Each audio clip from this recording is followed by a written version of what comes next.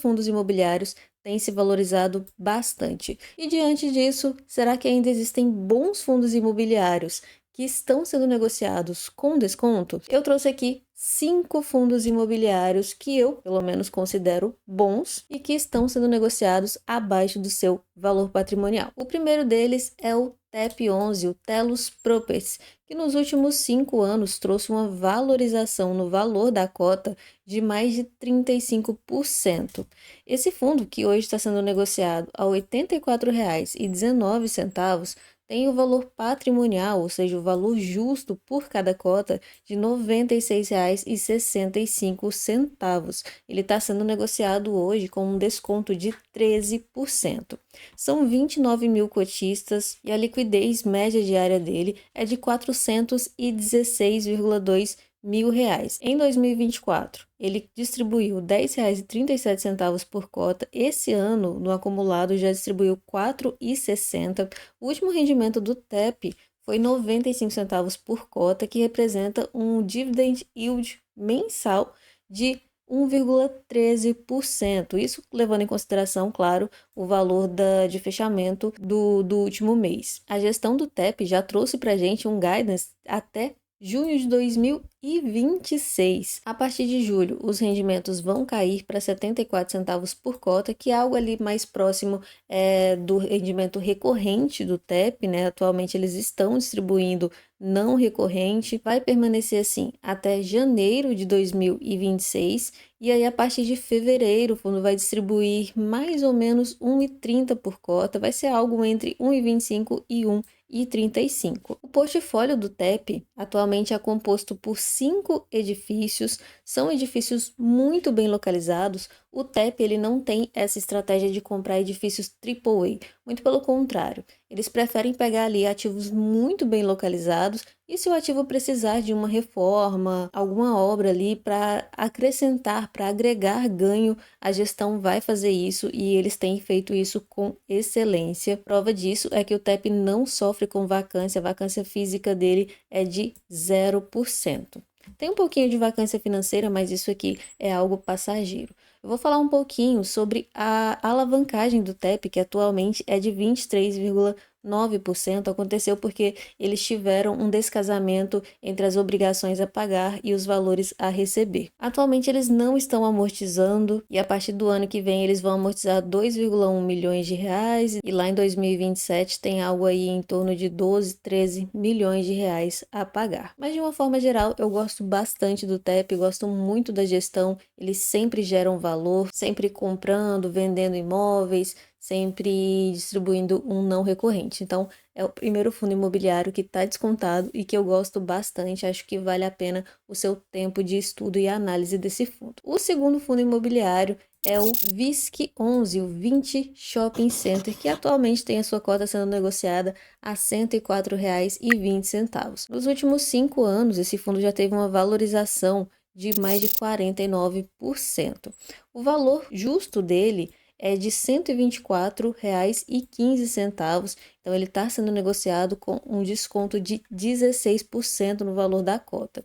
São 345.178 cotistas e a liquidez média diária dele é muito boa, 3,2 milhões de reais. O último rendimento pago foi de 80 centavos e se a gente levar em consideração o valor de fechamento do último mês, foi o equivalente a um yield on cost de 0,76%. No acumulado de 2025, o fundo já conseguiu distribuir R$ 4,00 por cota. No ano anterior, ele distribuiu ao todo R$ 10,73. O que eu mais gosto no VISC é que ele tem uma excelente diversificação, tem participação em 30 shoppings, são 15 estados diferentes e tem uma diversificação, inclusive, por administradoras. Aqui a gente tem alguns dos shoppings que o VISC tem participação, então tem Iguatemi Bosque, Shopping Boulevard, Pátio Belém, Carioca, Minas, Madureira, enfim, ele tem várias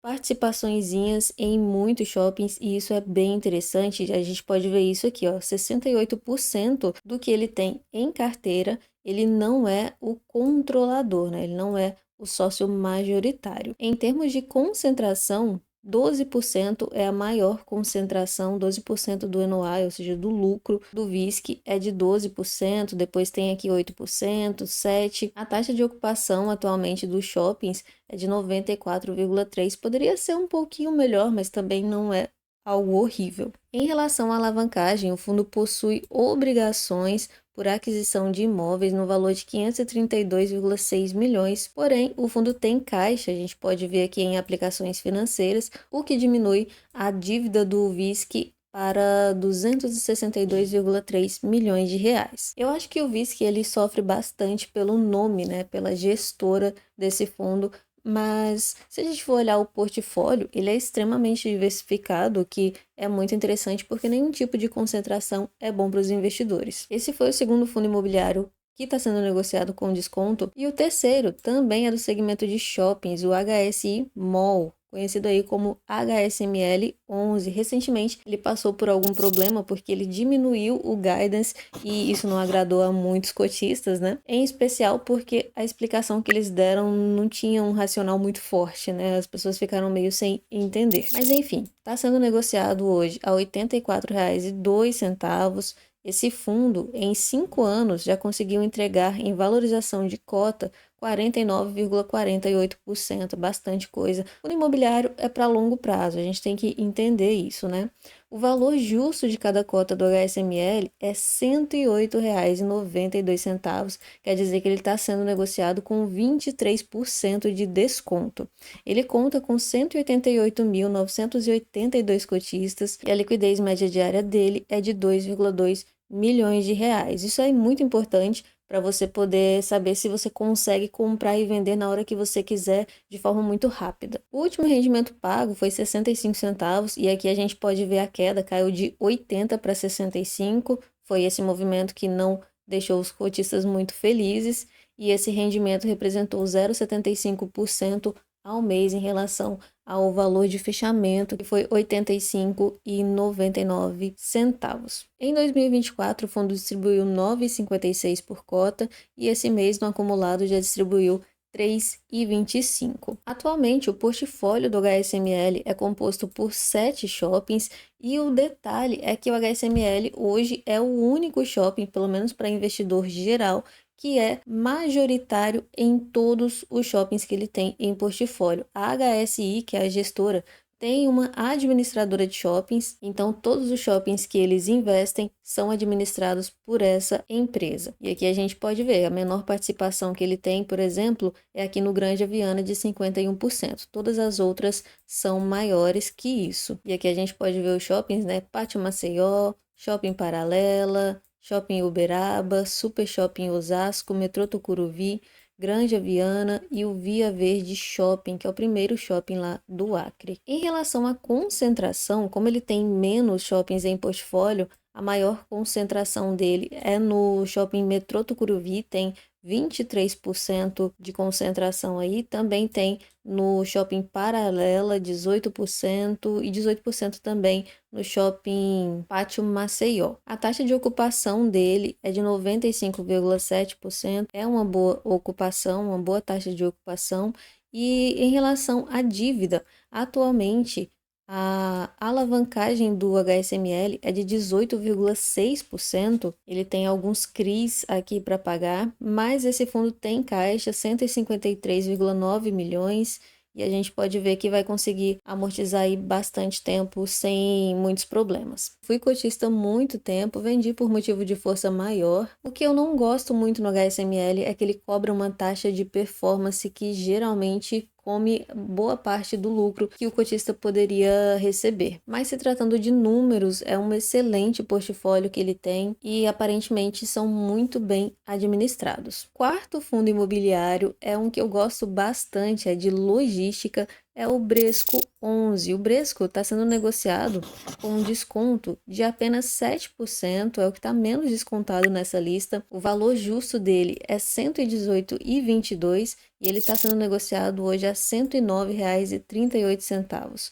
Nos últimos 5 anos, ele já trouxe uma valorização de mais de 30%, já são 119.725 cotistas e a liquidez média diária deles é de 3,5 milhões.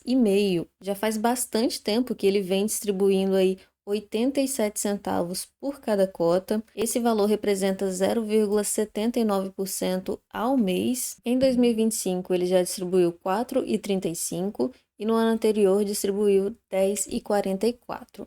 O portfólio do Bresco hoje é formado por 12 propriedades, são 12 galpões, e o Bresco ele tem essa pegada bem last mile. 64% do portfólio dele é voltado para o last mile, a última milha da logística. Geralmente são imóveis muito, muito bem localizados. Ele tem uma boa diversificação também por estado. Claro que a maioria está em São Paulo, que é o grande polo logístico. Ele tem excelentes inquilinos, a maioria com rating de crédito AAA, só que ele tem também bastante concentração. Por exemplo, a Natura representa 19% da receita desse fundo, também tem Mercado Livre com 15%. Os contratos são tanto típicos quanto atípicos e eu gosto bastante disso, ainda mais para esse tipo de imóvel, né, que tem uma pegada last mile. Com certeza são imóveis que se valorizam bastante, então nesse caso o contrato típico é bem mais interessante. Aqui a gente tem o portfólio e dá para ver, né, que olha só, é praticamente dentro da cidade, né, muito, muito bem localizado, que são os ativos last mile que ele tem, mas também tem alguns centros de distribuição. O Bresco também tem alavancagem, ele tem uma obrigação aqui por securitização, ou seja, ele tem um CRI para pagar, foi emitido a taxa de IPCA mais 6,5, só que o Bresco ele tem caixa, então no fim das contas esse caixa ele é suficiente para arcar aí com essas despesas. E por último, o único FII de papel que eu trouxe aqui hoje, o BTG Pactual Crédito, BTCI11, que está com as suas cotas sendo negociadas a R$ 9,05. Ele tem uma valorização aí nos últimos 5 anos de 39,75%, porém esse ativo ele é bem antigo, se eu não me engano de 2009 ou 2007. O valor justo dele é de R$ 10,12, tá com desconto de 11%, são 192.837 cotistas e uma liquidez média diária de 1,6 milhão. Também é um fundo que faz parte do índice de fundos imobiliários. O último rendimento pago foi de 9,8 centavos, que representa um yield on cost de 1,07%.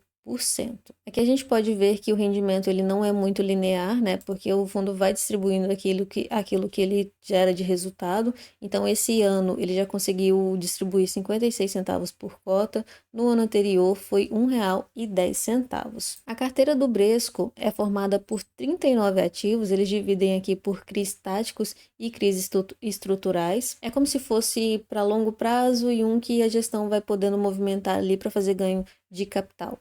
A maior exposição do Bresco a um devedor é aqui nesse CRI Airplane, que são dois, é um CRI que se repete, então ele tem uma participação aqui, uma exposição a esse CRI de 9,3%. De forma geral, as taxas são relativamente baixas, né? Isso é um fundo bem high grade. Eles também têm aqui alguns outros ativos que eles investem, por exemplo, cota de outros fundos imobiliários. O que eu acho interessante nesse ativo é que não são muitos, né? Às vezes você abre a carteira de um fundo de papel e tem uma lista com 30 fundos imobiliários. E aqui são poucos e são bons fundos, né?